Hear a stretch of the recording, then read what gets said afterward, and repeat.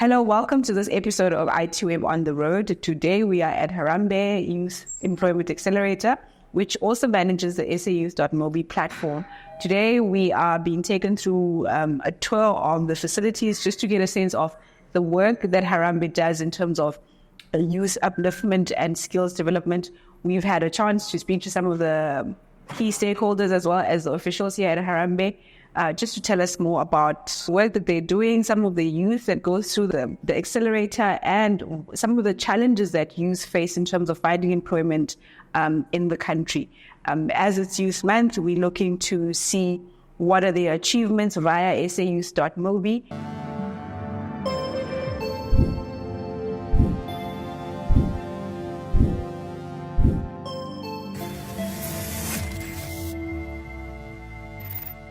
My name is Seppo Makanye, and I am a candidate support manager at DigiLink. Can you tell us more about DigiLink? Because I know that it seems like it's an arm of Harambee. Can you explain to us how the two connect or come together? Yeah, DigiLink is a product of Harambee that is finding solutions in the digital space, employment solutions to the digital space.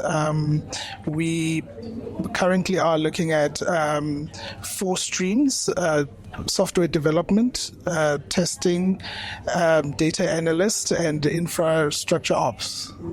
And can you tell us exactly what that means? So the learners that are here, well, let's say they're students, so they've they've got their degrees from a TVET college or like a university, right? And then how do they then become absorbed within DigiLink? Sure. So what we do is we run a 12-month program, and this 12-month program, we get young people who have completed a NQF level 5 and NQF level 6 qualification in the IT space, and then when they come into our space, we run interviews as normal, and we then see which stream they would fit in, and of course they would also show interest in the 4 streams, on the streams that are available, and then that's how then they get absorbed into the program. And the program is a 12-month program. The first 2 months of the program, we do upskilling, and of course with the latest technologies, and what also guided by what the employers are currently using and also needing. And then the rest of the months we then do an integrated work where they do the actual work with the clients. Can you take us through in terms of some of the clients that the young people would be working with? Some of the clients that we are working with, or we've worked with, are BMW, ABSA, Harambee, Capitec, Clickatel, just to name those. Yeah. And so once the 12 months is up, what is the likelihood that then they would be absorbed by that partner company that you would work with, or would it be that they'd find employment elsewhere? We currently have a 98% absorption rate post-program. Is it? Yes. Oh, okay. That's great. So 98% of the candidates become absorbed post the program. So then go into that entity as, let's say, a software junior roles. They start studying there. Yeah. Oh, okay. And in terms of, what was the need that Harambee, how long has DigiLink been around for? DigiLink has been in existence for 3 years. Mm-hmm. So this is our 3rd year, almost going to our 4th year. And what was the reason for the need for it? How did Harambee decide that, we must have this entity within us as a Harambee organization? I suppose it's when we heard that there are, in the digital space in South Africa, there are over 60,000 jobs, when yet they are unfilled. And we then thought, but how is that possible? When we did a little bit of research, and just to find out where is the disconnect, because we know that there are young people who are doing these qualifications and they are completing them. So where what is happening? Why are they not finding each other? Why are the employers and the young people not finding each other? And hence, of course, that's the whole reason for SA Youth, where it's a platform where young people and their employers are finding themselves. So that's what guided us to start DigiLink. And how do if I'm a student, a young person that wants to get involved with DigiLink, how would I go about that? Would I need to go through the SA Youth platform, or? There are various ways. You can definitely go through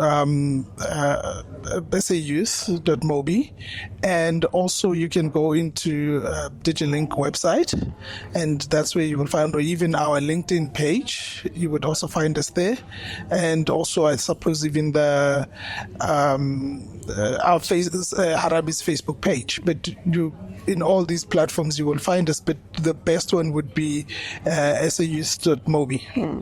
And what does the makeup look like in terms of, if you can paint a picture of me of the young people that are here? Who are they and their background? Where do they come from? Just sure.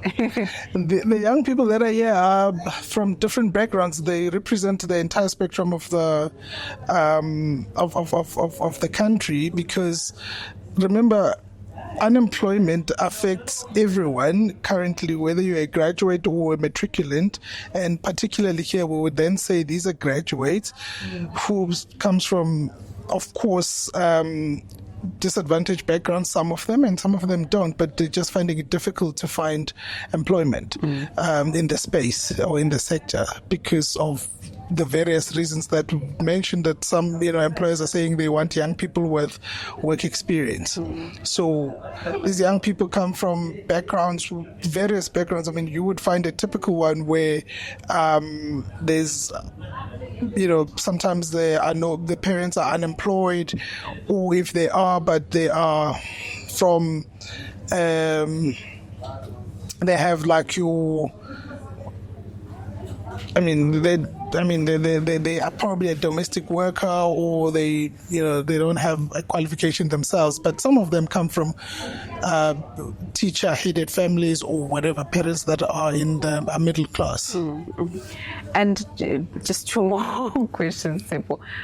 Just to get a sense from, you mentioned during the tour that some of the other organizations that you're now working with are is a Gold Code, right? Can you tell us exactly what that partnership looks like, and who you've partnered with, and what it looks like? Look, I think what we partner them, how we partner with them is in terms of recruitment, because some of these programs, they just run boot camps, and boot camps can last probably like a month or 2 or 3 or whatever. So they can then come through here and be in a full year program where they get a full 1-year work experience, which they can take anywhere to any employer. I think employers are then able to look at we know that employers now tend to look at young people with a full year work experience differently than a couple of months, where probably they would have been on a program from start to finish, on a project from start to finish. And that also gives the candidates confidence in the interviews and be able to explain their contribution in whatever projects they've worked on. So, and in that way, it gives them an edge in the interviews. One last one, just from you, in terms of what do you hope this program actually does in terms of addressing the skills gap, not necessarily the skills gap, but the fact that there are these jobs, but then finding a way to absorb young people into them, or like what future aspirations you hope DigiLink will achieve? I mean, definitely as DigiLink, we are thinking about how do we scale this, and we know that we can't do this on our own. We need to partner with other stakeholders. It could be employers themselves, it could be government, it could be other not-for-profit organizations. We need to start. We are already starting to think around how do we scale, and that's important because then we can reach as many young people as we can, and we are able to then share with them how the model and what we found, and we've tested it. I mean, for the past 3 years, we've learned quite a lot, and what it takes to run such a program, and we're able to then figure out how to scale it and ensure that as many young people get through this program. In the past 3 years, how many young people have gone through the program, just roughly? Roughly, I think we've ran a mark of 160. Mm-hmm. Yeah. And then what would be your ideal target for the, let's say, for the next? If there are 60,000 jobs covered, I think that we need to get through as many young people as possible, because those are guaranteed, are there, and the market is starting to import from overseas. I mean, why not? I mean, if young people in South Africa are here and capable and are able to do it, we should put through as many young people as possible. But of course, due to lack of space and stuff like that, we need more partners to do this with and ensure. So I would like to give these young people probably 60, even 30,000, 60,000. Let's have all of them in. Thank you. If you can highlight some of the challenges for us, like that young people face, and when trying to look for work, what are these hurdles that they encounter? I think it's you can't take youth unemployment or the unemployment of young people and look at it in isolation. The point is that there's a host of young people that are coming from youth-led homes. There's a lot of young people that have dropped out of school. There are young people where, despite the massive investment in education, they're not coming out with the skills that they require for the work, the future of work, and the current opportunities that exist right now. And then you look at how far away the majority of young people are from where the opportunities are, and not just townships, rural areas as well. So how do we bridge that gap for young people? How do we look at how much it costs them to look for work? And I think what the SAYouth.mobi platform provides, it's not a solution. It's a massive partnership of many people who have different aspects of the solution. And so you might be able to assist from a DHET, who we work very closely with, Department of Higher Education and Training. So let's look at the skills and let's look at what skills are required. But at the same time, we also require that from government, who put the policy frameworks in place and who are instrumental in creating this platform in the first place.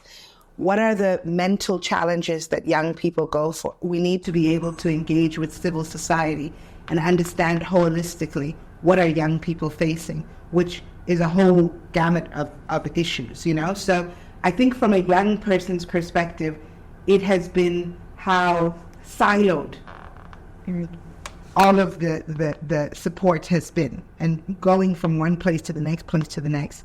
And I think that other than the challenges we know, transport, networks, data, etc., the other thing here is giving young people hope.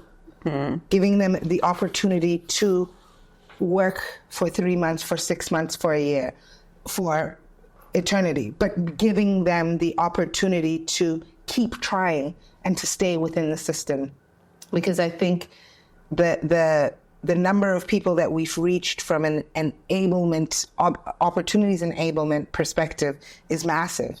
But the number of people who have gotten hope, who have continued, who have not become discouraged young people, that mustn't be underestimated. Because as we've said, that grim picture that we speak about is really grim when you have an ever-growing population of people who aren't trying anymore. And that's what I think the SAYouth.mobi platform is able to do. It's able to make opportunities visible. It's able to use technology for good. It's able to connect partners and people within the ecosystem. But one of the most important things that it does is actually give young people hope to continue. Hope and knowledge. You mentioned that, SAYouth.mobi has about just over 4 million young people registered. If you can just share a few, just 2 or 3 highlights, achievements that the platform has, has made since 2021, right? Since it went live in 19. So there's, and I should share the presidency dashboard with you. So it's 1.3 million opportunities that have been enabled through the sayouth.mobi platform. We are also looking essentially at, and those are earning opportunities. We're also looking essentially at 9 million young people that have been actively supported. They've received phone calls, they've made phone calls, they've used our chatbot. And I think one of the biggest highlights, because we talk a lot about scale, right? Because of the complexity and the size of the challenge. And I think one of the biggest highlights was the project that we did with the Department of Basic Education for those COVID teachers' assistants.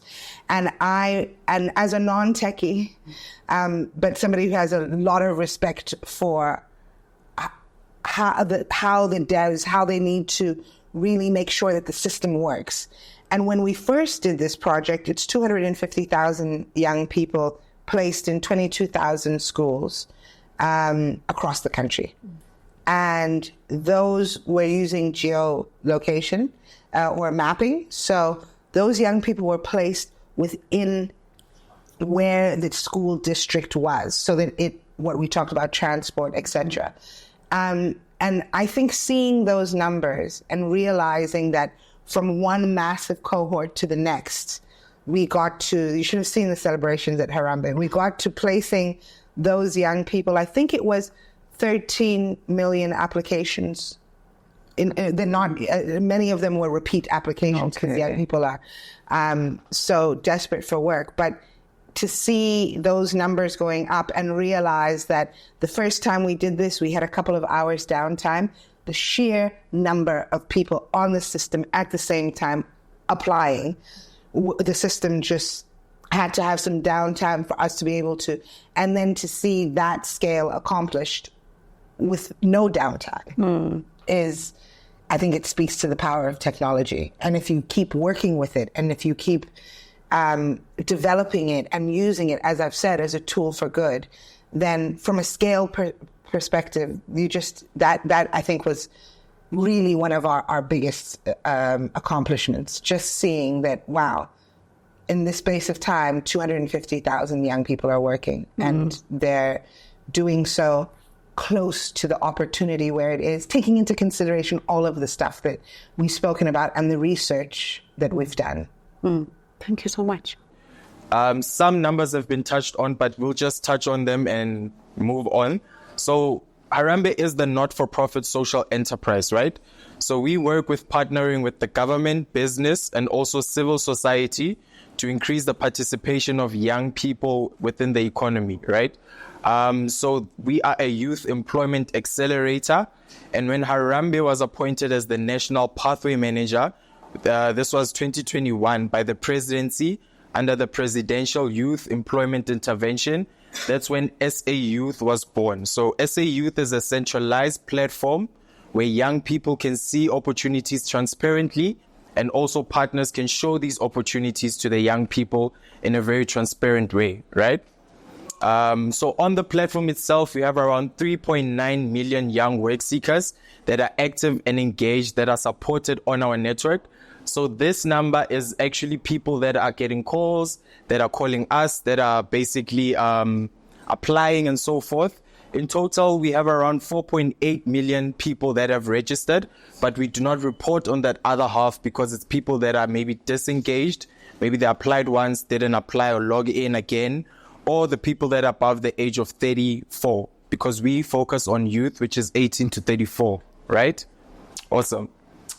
Just to touch on this illustration, on the platform, we have around 66% females, 34% males, and 1% people with disabilities. And a bigger reason why we have more females is because we also have a vetting team. So this team looks at each and every employer before they are onboarded. Are they doing legitimate work? Is their website not dodgy? Are they basically doing the right work, right?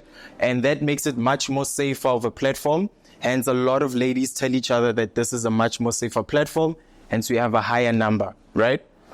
also the 1% of people with disabilities, we understand a lot of young people that are living with disabilities are basically still thinking it's a stigma that them having a disability stops them from getting an opportunity. So part of what we do, as Zeng said, is advocacy. So we will speak on behalf of those young people with the organization to say, if this opportunity allows that young person to be able to work in that position, then please add it within the job description that you encourage people with disabilities to apply. Right? Awesome. And then what you see here is the opportunities that we have enabled for work seekers, right? So it's around 1.1 million opportunities that we have enabled. And this whole dashboard is 13 years in the making, right? So Harambee turned 13 years April on the 19th. So this is the amount of people that we have uniquely placed into opportunities. So opportunities range from learning and earning opportunities, from jobs, internships, learnerships, and also other programs that might be multifaceted, okay?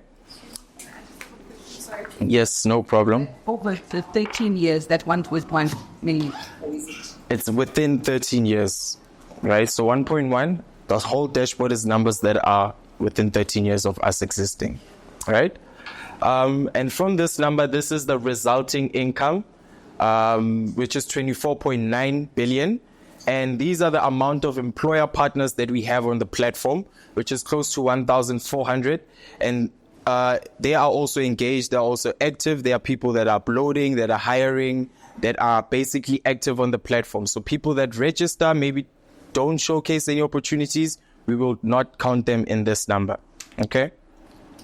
Awesome. Thanks, Sans. And then just also to follow in on your question, the link between this number and this number is earning.